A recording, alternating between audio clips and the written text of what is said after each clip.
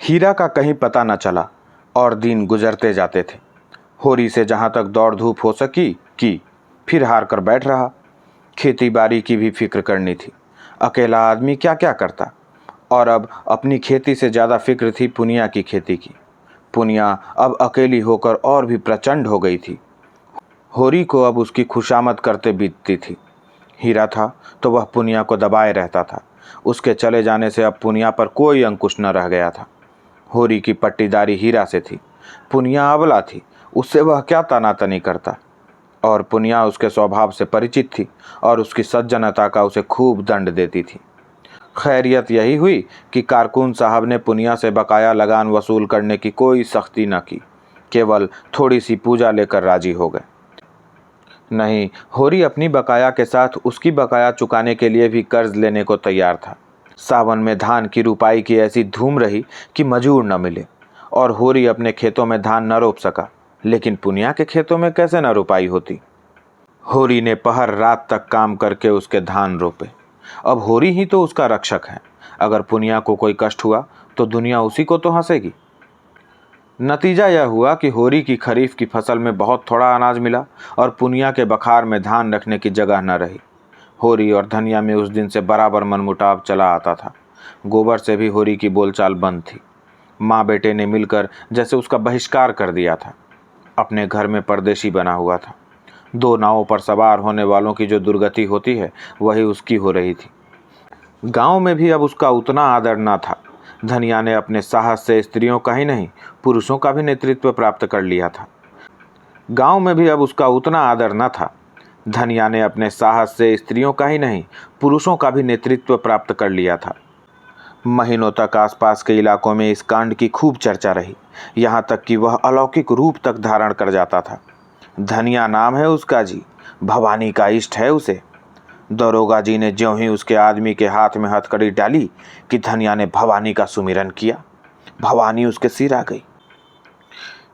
फिर तो उसमें इतनी शक्ति आ गई कि उसने एक झटके में पति की हथकड़ी तोड़ डाली और दरोगा की मूछें पकड़कर उखाड़ ली। फिर उसकी छाती पर चढ़ बैठी। दरोगा ने जब बहुत मानता की तब जाकर उसे छोड़ा।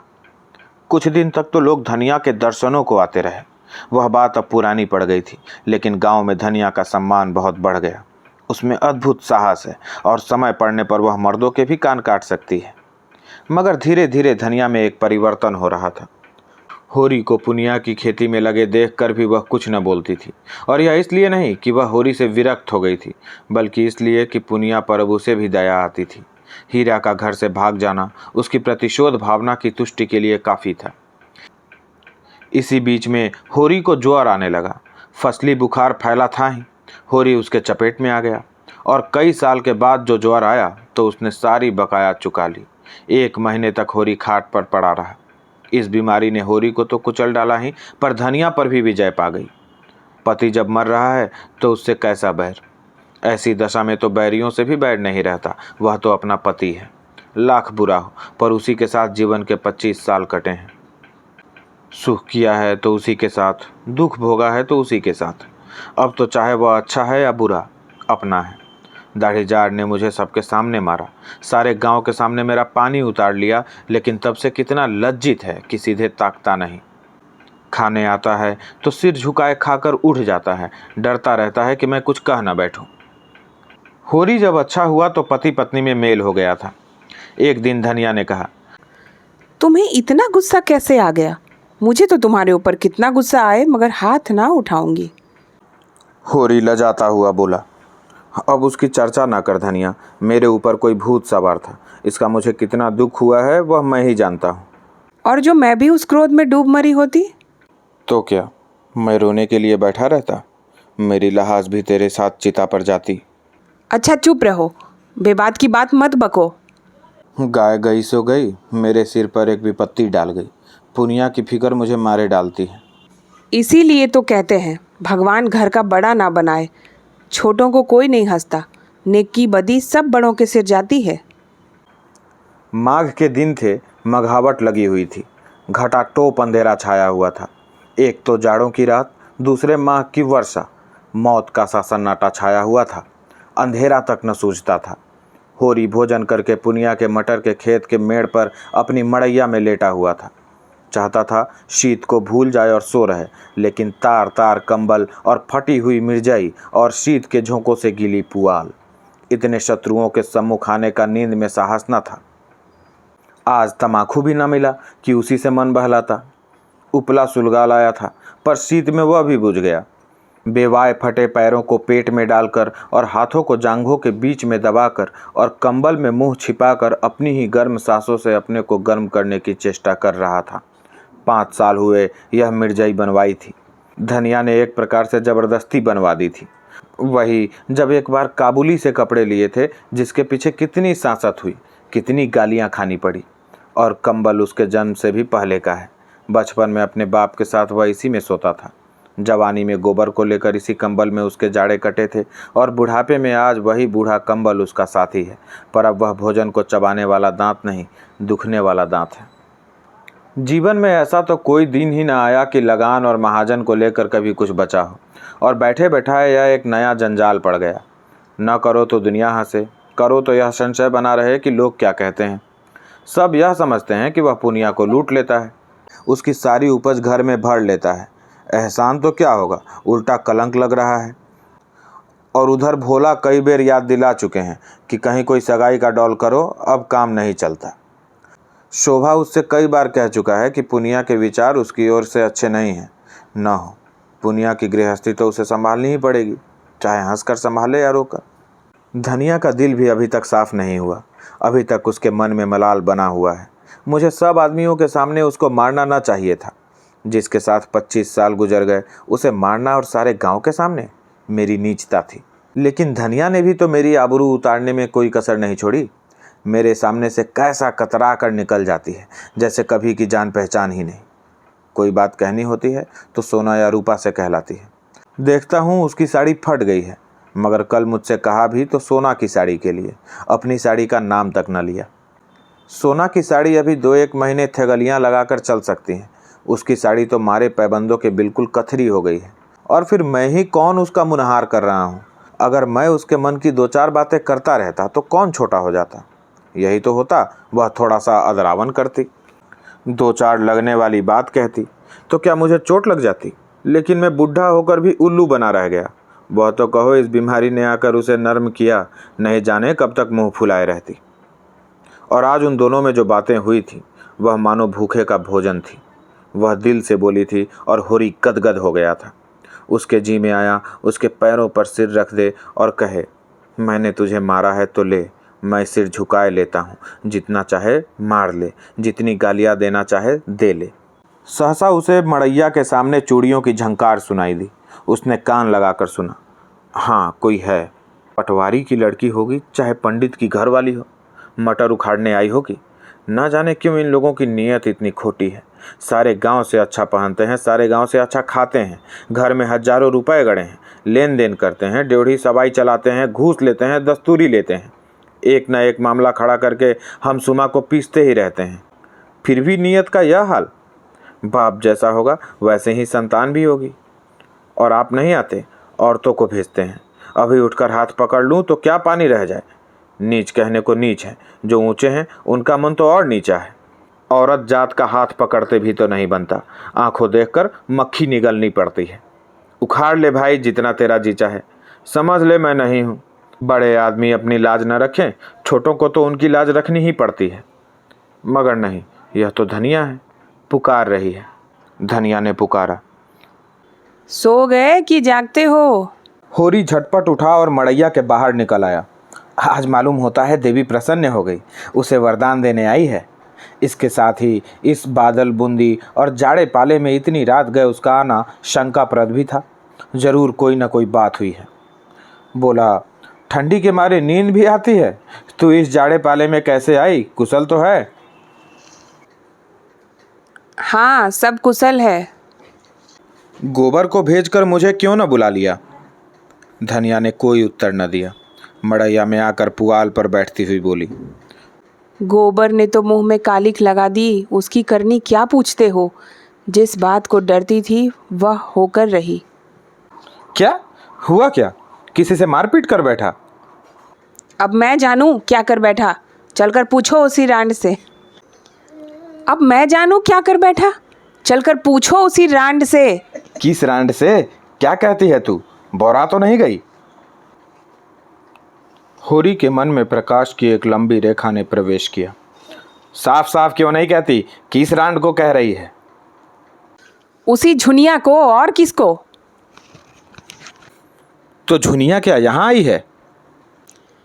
और कहाँ जाती, पूछता कौन? गोबर क्या घर में नहीं है? गोबर का कहीं पता नहीं, जाने कहाँ भाग गया। इसे 5 महीने का पेट है। होरी सब कुछ समझ गया।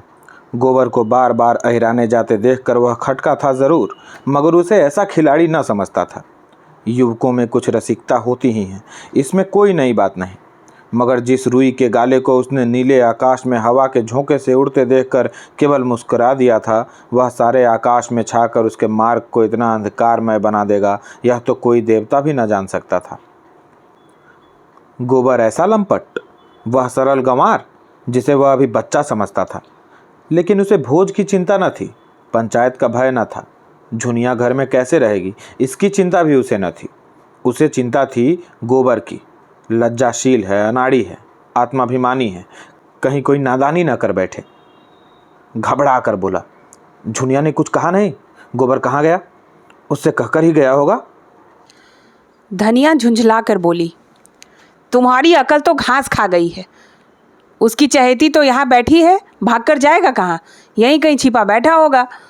दूध थोड़े ही पीता है कि खो जाएगा। मुझे तो इस कलमोही झुनिया की चिंता है कि इसे क्या करूं। अपने घर में मैं क्षण भर भी ना रहने दूंगी। जिस दिन गाय लाने गया उसी दिन दोनों में तकझक होने लगी। पेट ना रहता तो अभी बात ना खुलती, मगर जब पेट रह गया तो झुनिया लगी घबराने। कहने लगी, कहीं भाग चलो। गोबर टालता रहा, एक औरत को साथ लेके कहाँ जाए, कुछ ना सूझा। आखिर जब आज वह सिर हो गई कि मुझे यहाँ से ले चलो, नहीं मैं परान दे दूंगी, तो बोला, तू चलकर मेरे घर में रह, कोई कुछ ना बोलेगा, अम्मा को मना लूँगा। यह गधी उसके साथ चल पड़ी। कुछ दूर तो आगे आगे आता रहा, फिर ना जाने किधर सरक गया। यह खड़ी खड़ी उसे पुकारती रही। जब रात भीग गई और वह ना लौटा, भागी यहाँ चली आई। मैंने तो कह दिया, जैसा किया है वैसा फल भोगो। चुड़ैल ने लेके मेरे लड़के को चौपट कर दिया। तब से बैठी रो रही है, उठती ही नहीं। कहती है, अपने घर कौन मुंह लेकर जाऊं? भगवान ऐसी संतान से तो बांझ ही रखे तो अच्छा। सवेरे होते होते सारे गांव में कांव कांव मच जाएगा। ऐसा जी होता है माहुर खा लूं। मैं तुमसे कहे देती हूँ, मैं अपने घर में ना रखूँगी। गोबर को रखना हो अपने सिर पर रखे।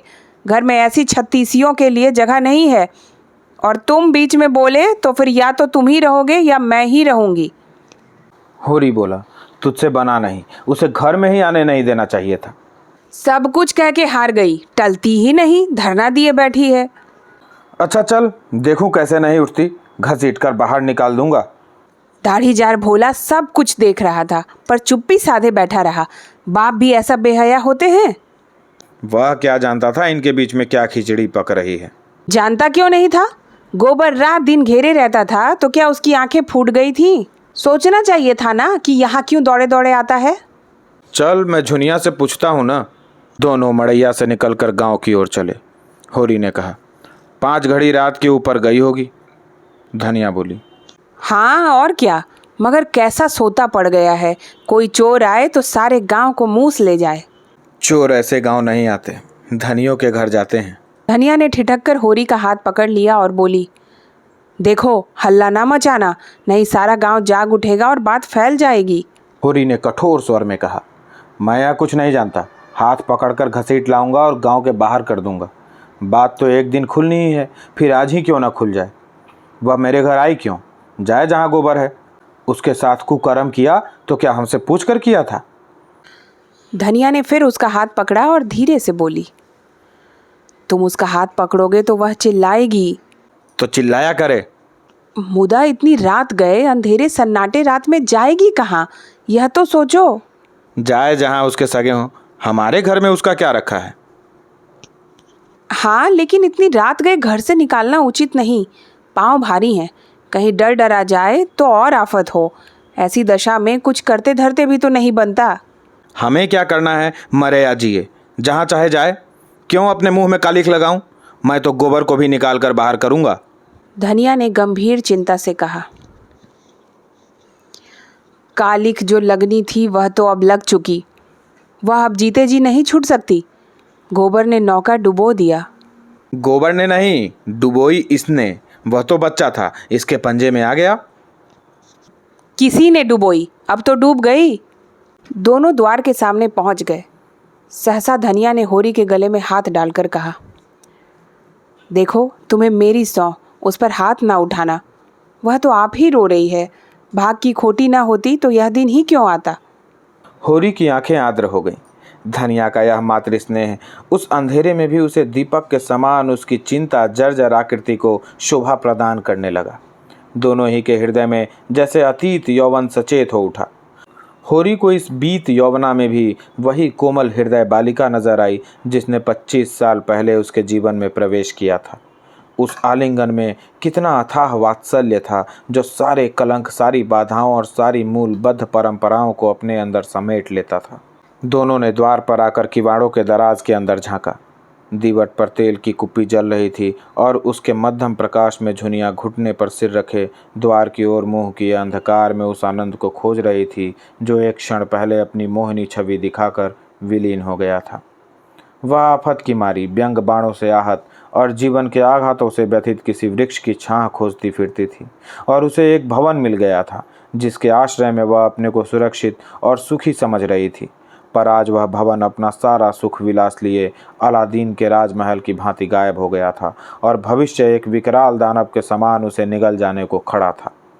एकाएक द्वार खुलते और होरी को आते देखकर वह भय से कांपती हुई उठी और होरी के पैरों पर गिरकर रोती हुई बोली, दादा, अब तुम्हारे सिवाय मुझे दूसरा ठोर नहीं है। चाहे मारो चाहे काटो, लेकिन अपने द्वार से दुरदुराओ मत। होरी ने झुककर उसकी पीठ पर हाथ फेरते हुए प्यार भरे स्वर में कहा, डर मत बेटी, डर मत। तेरा घर है, तेरा द्वार है, तेरे हम हैं। आराम से रह। जैसी तू भोला की बेटी है वैसी ही मेरी बेटी है। जब तक हम जीते हैं किसी बात की चिंता मत कर। हमारे रहते कोई तुझे तिरछी आंखों न देख सकेगा। भोज भात जो लगेगा वह हम सब दे लेंगे, तू खातिर जमा रख। झुनिया सांत्वना पाकर और भी होरी के पैरों से चिमट गई और बोली, दादा, अब तुम ही मेरे बाप हो और अम्मा तुम ही मेरी माँ हो। मैं अनाथ हूँ, मुझे शरण दो, नहीं मेरे काका और भाई मुझे कच्चा ही खा जाएंगे। धनिया अपनी करुणा के आवेश को अब ना रोक सकी, बोली, तू चल घर में बैठ, मैं देख लूँगी काका और भैया को। संसार में उन्हीं का राज नहीं है, बहुत करेंगे, अपने गहने ले लेंगे, फेंक देना उतार कर। अभी जरा देर पहले धनिया ने क्रोध के आवेश में झुनिया को कुल्टा और कलंकिनी और कलमुही न जाने क्या क्या कह डाला था। झाड़ू मारकर घर से निकालने जा रही थी। अब जो झुनिया ने स्नेह, क्षमा और आश्वासन से भरे यह वाक्य सुने तो होरी के पांव छोड़कर धनिया के पांव से लिपट गई और वही साध्वी जिसने होरी के सिवा किसी और पुरुष को आंख भरकर देखा भी न था, इस पापिष्ठा को गले लगाए उसके आंसू पोंछ रही थी और उसके त्रस्त हृदय को कोमल शब्दों से शांत कर रही थी, जैसे कोई चिड़िया अपने बच्चे को परों में छिपाए बैठी हो। होरी ने धनिया को संकेत किया कि इसे कुछ खिला पिला दे और झुनिया से पूछा, क्यों बेटी, तुझे कुछ मालूम है गोबर किधर गया?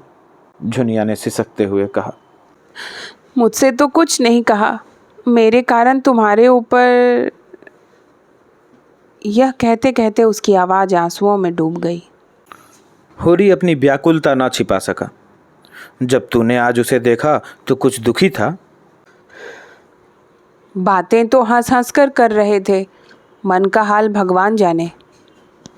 तेरा मन क्या कहता है गांव में ही कि कहीं बाहर चला गया? मुझे तो शंका होती है कहीं बाहर चले गए हैं। यही मेरा भी मन कहता है। कैसी नादानी की, हम उसके दुश्मन थोड़े ही थे। जब भली या बुरी एक बात हो गई तो उसे निभानी पड़ती है। इस तरह भागकर उसने हमारी जान आफत में डाल दी। धनिया ने झुनिया का हाथ पकड़कर अंदर ले जाते हुए कहा, कायर कहीं का, जिसकी बाह पकड़ी उसका निबाह करना चाहिए कि मुंह में कालिख लगाकर भाग जाना चाहिए। अब जो आए तो घर में बैठने ना दूंगी। होरी वहीं पुआल में लेटा। गोबर कहाँ गया, यह प्रश्न उसके हृदय आकाश में किसी पक्षी की भांति मंडराने लगा।